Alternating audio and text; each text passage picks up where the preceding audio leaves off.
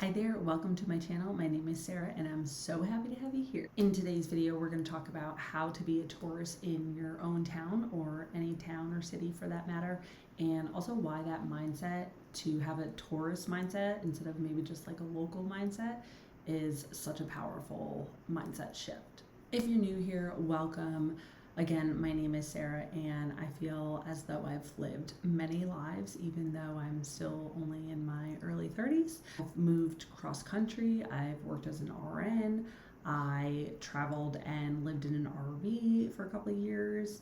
I flipped a house, so I feel like I've just had a lot of life experiences already, and I'm just excited to share those experiences and also show people that there's not always just a linear path in life. Like, you can move around, you can do many things, it's all part of the process, and it's all about just trying to figure out what you want to do in life and how you want your life to look. In this video, we are going to talk about how to be a tourist in your town, or just how to have that tourist mindset. When my husband and I and our two cats lived in an RV for a couple of years, we visited many rural towns that people would consider very sleepy towns. And so I spent a lot of time in those towns where people would be like, oh, there's nothing to do, there's nowhere to go, nothing to see. While there are definitely towns where it's truly just like a gas station and then homes, I feel that most towns do have things going on, or if it's not your town, maybe it's like the neighboring towns or one or two towns over.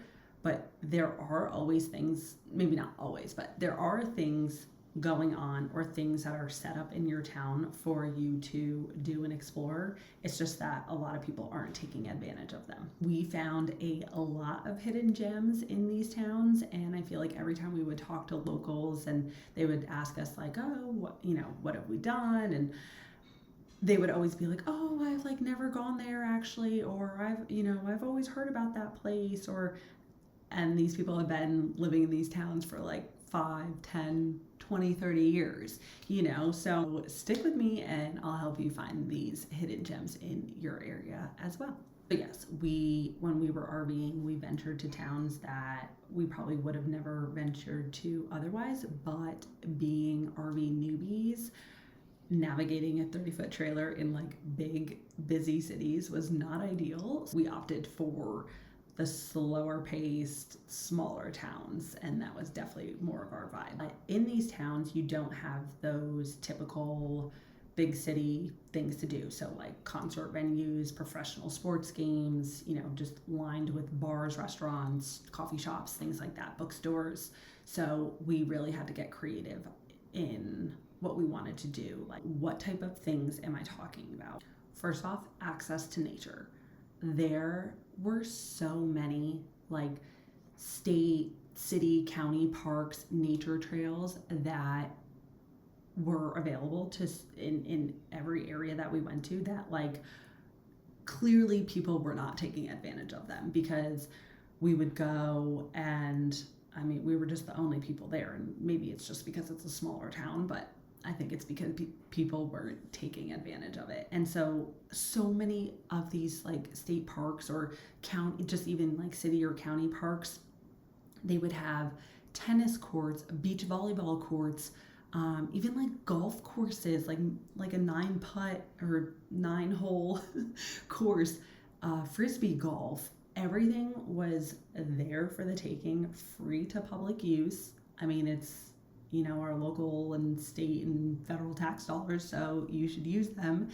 But other than buying the equipment, which you could definitely find at like a thrift store or secondhand store, there were no membership fees, no access fees to these parks. Like, they were all just there waiting for you to take advantage of them. So that was always something fun we would do. Like, we had a couple tennis rackets and tennis balls in our RV. So after work, sometimes we would find tennis courts available and just do that. Also, just beautiful nature trails that maybe were not a part of a state park, or definitely not like a national park, right? It's just this random nature trail that I don't know who created, but we went on so many nature trails that every time we would talk to locals about it, like they'd be like, oh yeah, I've heard of that, or I've never been, or, and you know, to each their own. Maybe hiking or walking isn't their thing, but like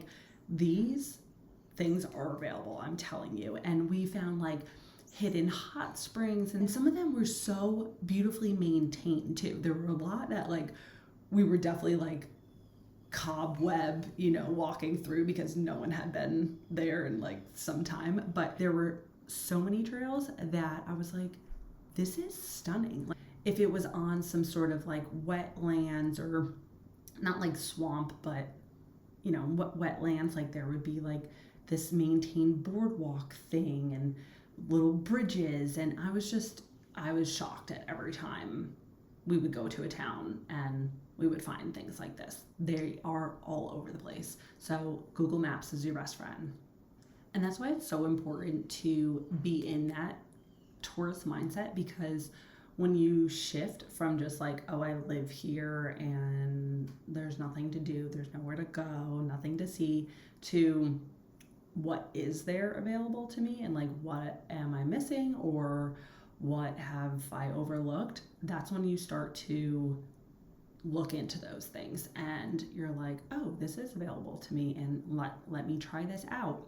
Fun and excitement and things like the grandiose things, like they don't always just like throw themselves at you. You have to really get out there and explore. Again, I will say Google Maps is literally like my best friend. I use that app all the time. So you can search, you know, hikes near me or nature trails near me, parks near me, things like that. And yeah, it might not be like an actual hike, right? There's no mountains or things like that. It's going to come up with local places to either, even if it's just like a walk around a pond, or like a large pond or something, like, I don't know, it's just something to get yourself outside and exploring your local area. And if nothing pops up maybe within like 10-15 minutes from you, but something that's 45 minutes away from you does, go do that. Like that's it's all a part of the adventure. So if you're looking for things to do, but it's kind of more of a whole day outing or something, make it a whole day outing. Go 45 minutes away, go then explore that local town and see what they have to offer. It's all part of the adventure. Okay, so let's say hiking, being outdoors is not really your thing. Totally fine. There's probably also going to be places that have to do with the fine arts. So museums, theaters, whether it's a movie theater or a play production, live music, local events that your town or city puts on, so like fairs or markets, vendor, you know, things. And again, I know that not every town is gonna have these things. You're like, there's no freaking way there's a museum in my town, okay?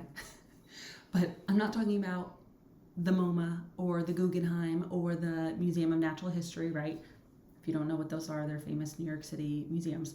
But I'm not saying that things like that are going to be available to you, but there probably are small scale museums, art galleries, even science museums. You just have to look for them. I can't tell you how many local art galleries that I stumbled upon venturing out into these towns. So they might also host it at like their old local high school or something, because that's just where it's hosted now. So, and speaking of local high schools, a lot of times places that have some sort of play production, they'll put them on at local high schools, town halls, even churches.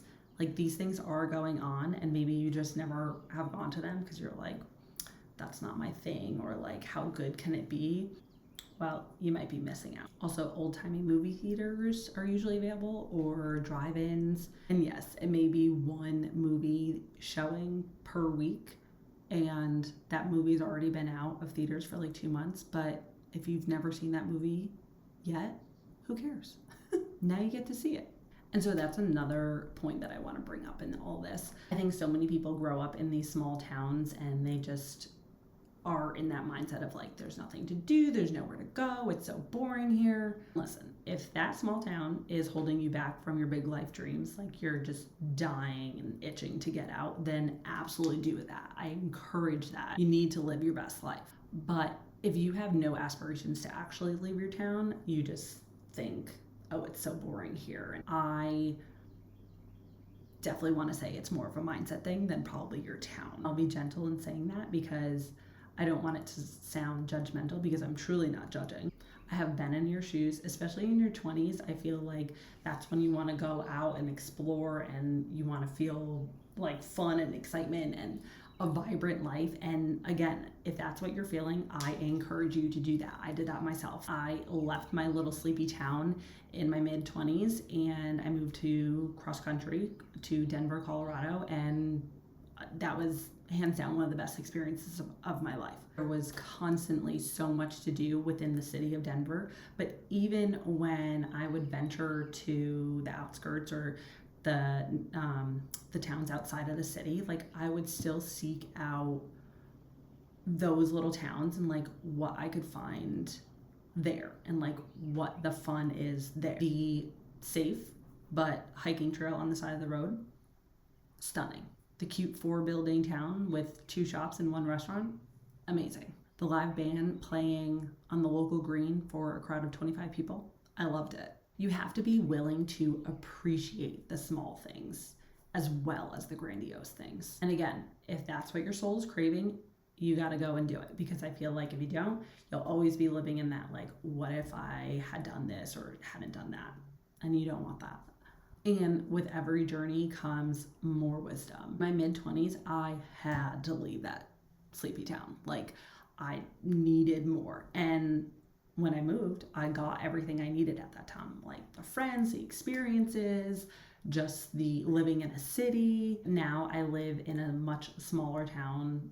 I mean, it's a town / city, so much smaller than Denver, Colorado, and there's like a fraction of the things available to do than there were in Denver, right? And it's so funny to me because when I talk to people who have either grown up here or just like from here, they're always just like, oh, there's nothing to do here, it's so boring. And I'm like, and it just blows my mind because there are so many things that this town has to offer. I just think either people don't have that perspective, which I gained so much of that from RVing because I was in really, really small rural towns where there was basically nothing, but I still sought out things and found my own fun and adventures. And knowing like there are things that your town puts on, but you're just not participating in them. So that's why traveling is just so important, because it not only gives you like the skills on how to find your own fun and create your own adventures, but it also gives you just that mindset of gratitude for what you do have, because there are so many areas that don't have these things. Whereas some people who haven't traveled a lot, they just don't realize how good they have it. So I hope this video has encouraged you to go and seek out opportunities that are available to you and maybe change your mindset from, oh, there's nothing to do here, to what things have I been overlooking? And if you're really convinced that there's absolutely nothing for you to do in your town, drop a comment in the comments of the name of your town. Maybe I can help you find some things that I would do if I were visiting your town using my best friend Google Maps. Subscribe to this channel if you want more content like this. Happy exploring, and I'll see you soon.